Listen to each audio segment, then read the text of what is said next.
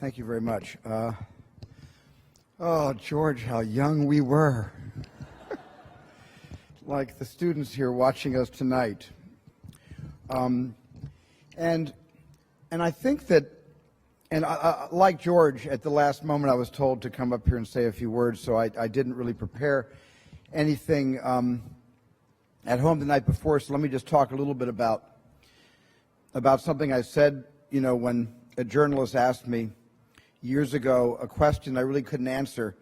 They said, what do you do? Why do you do this? And I don't know where it came from, but I sort of turned to the journalist in a flip kind of way. I said, I dream for a living. Years later, I realized, well, that's exactly what I do. I dream for a living. This is what I've done all my life. This is what I wanted to do with my life. And yet, I never really had a career plan. We all have plans. We all make plans. It sometimes starts when you have to declare a major. And I, of course, was at a college that didn't have the major that I would have declared, which was film and television. So I was an undeclared major. I majored in English because my father told me I needed a fallback career in case the movie directing thing didn't work out. And he said that if you major in English, you can teach. And teaching is a noble profession, something that I have come to understand is maybe the noblest profession in the world today. Teachers perhaps are also the most underpaid heroes in the world today.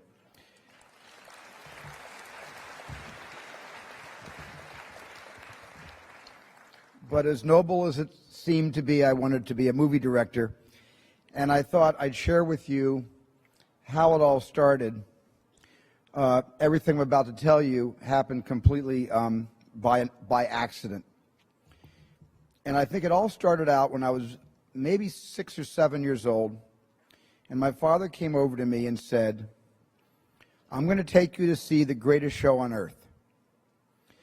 And when you promise a 6, 7, 8-year-old young boy that you're about to see the greatest show on earth, I couldn't have been more excited. My father explained there were going to be lion tamers and circus acts. There were going to be clowns and trapeze artists. And I was absolutely delighted, and I looked forward to this for a week. On the weekend, we got into the car. We drove to Philadelphia. We lived in New Jersey, in Haddon Township, New Jersey.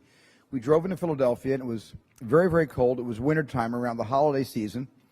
And we stood in a very long line, I remember, against a solid red brick wall for what seemed like hours. I think we actually stood in line for about 2.5 hours. The line just inched forward. I didn't quite understand. I was waiting to see the tent, and there was not a tent. There was a brick wall. We walked into some rather large doors, and we walked into a very kind of a dimly lit room. I remember the room had a lot of pink and purple lights, and the ceiling looked like a church. It was a lot of Rococo carvings. There wasn't any kind of iconic symbology in the room, but it felt like a place of worship, and a little bit like our synagogue, actually. And I still didn't quite understand about the greatest show on earth. And I sat down in some seats, and they were all facing forward, not bleachers but seats. It was a large red curtain. I'll never forget this.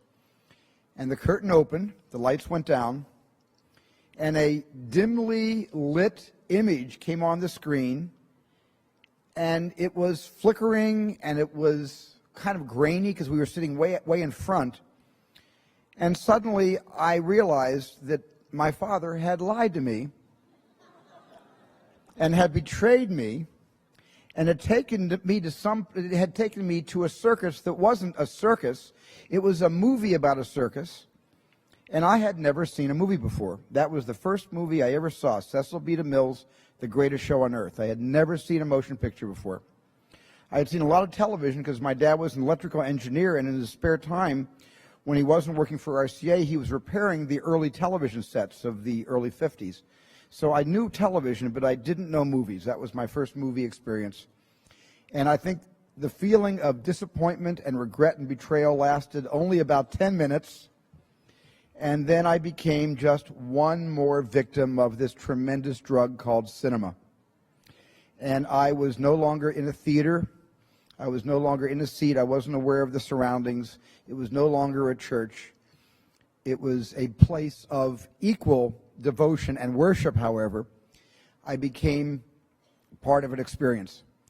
And I became part of the lives of a lot of people that I never would meet, and I would only get to know in this one story, but that became my life. Now, in the center of this movie, if any of you remember the Cecil B. DeMille film, The Greatest Show on Earth, there's a tremendous train wreck where a train speeding along the tracks is encountered by a car, a person trying to stop the train to flag down the train, and the train hits the car flips over the top of the engine, and the train goes off the tracks, and there's a tremendous disaster where all the cars pile up. It was a special effect sequence. Later, I learned it was a miniature train, but it was as real as I've ever seen anything in my life. It was the greatest disaster I ever beheld, and for me, it began my interest not in making movies, but in asking my dad to get me a Lino electric train. So I went from wanting to become part of this incredible experience to wanting to own my first electric train. And that holiday season, my dad got me my first Lionel engine and a little coal car and a caboose and a few passenger cars. And the next year, I asked for the same thing. I said, I'd like another engine. So I had 2 trains. And as I got older, I began to collect every year more and more cars and people and semaphores and crossing signals. I became a complete electric train nut. And I had a rather large layout in our, and by this time, by the way, we had moved from New Jersey to Phoenix, Arizona, which by the way, when you're about 12 years old, there is nothing to do in Phoenix, Arizona. Nothing at all. So I had a lot of time on my hands, and I was really interested in seeing what it would look like if I could recreate that memory, now several years old, of The Greatest Show on Earth, and could I recreate the train wreck? And I actually took my 2 trains, and I just rammed them into each other. And they broke, and I told my dad the train had broke, and he said, how did it happen? I said, I rammed them into each other, and my dad had them repaired. And the next week, I crashed my trains into each other again, and the other train broke. And my dad said, look, I'm going to take the train set away. If you crash these things into each other one more time, you're not going to have trains anymore. But there was something about whatever the primal sense of wanting to destroy something because of that movie, whatever got into me, I needed to see those trains crash into each other. And so I also didn't want to lose my train set. My dad had sitting around the house, which I always had taken for granted, this little 8mm Kodak film movie camera with a turret that had 3 lenses, kind of wide, medium, and close-up lens. I never really bothered with the camera. But I thought, well, I know what I can do. What if I film the trains crashing into each other? I can just watch the film over and over and over again. And that's how I made my first movie. I shot one train, all in the camera. I didn't have an editing machine. I just put the camera low to the track, the way we as children like to put our eyes close to the toys we're playing with, so the scale seems to be, the scale seems to be realistic. And I just filmed one train going left to right. I filmed the other train, cut the camera, turn it around, the other train coming right to left.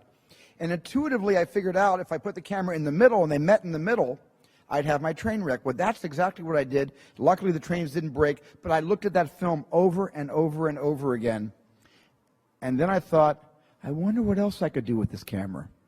And that's how it began. And that's how I became a director.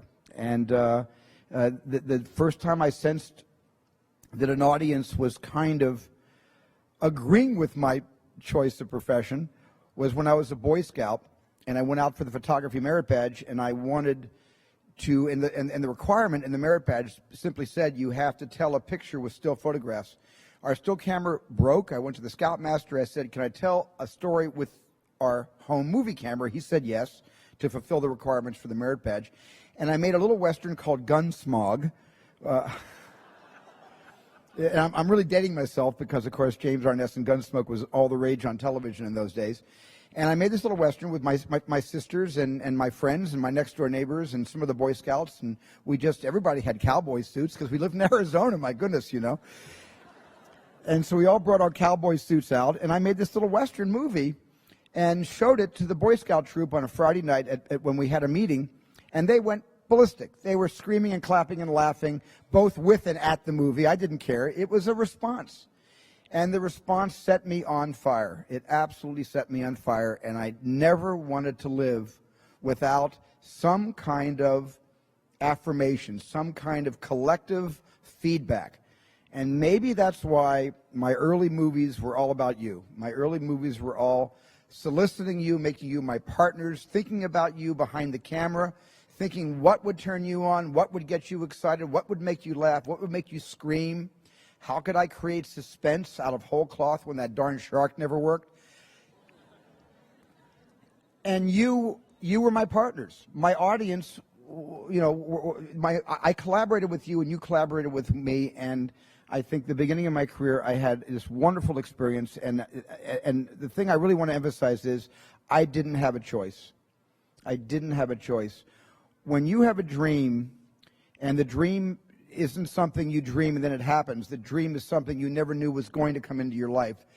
Dreams always come from behind you, not right between your eyes. It sneaks up on you. But when you have a dream, it doesn't often come at you screaming in your face, this is who you are. This is what you must be for the rest of your life. Sometimes a dream almost whispers. And I've always said to my kids, the hardest thing to listen to, your instincts, your human personal intuition, always whispers. It never shouts.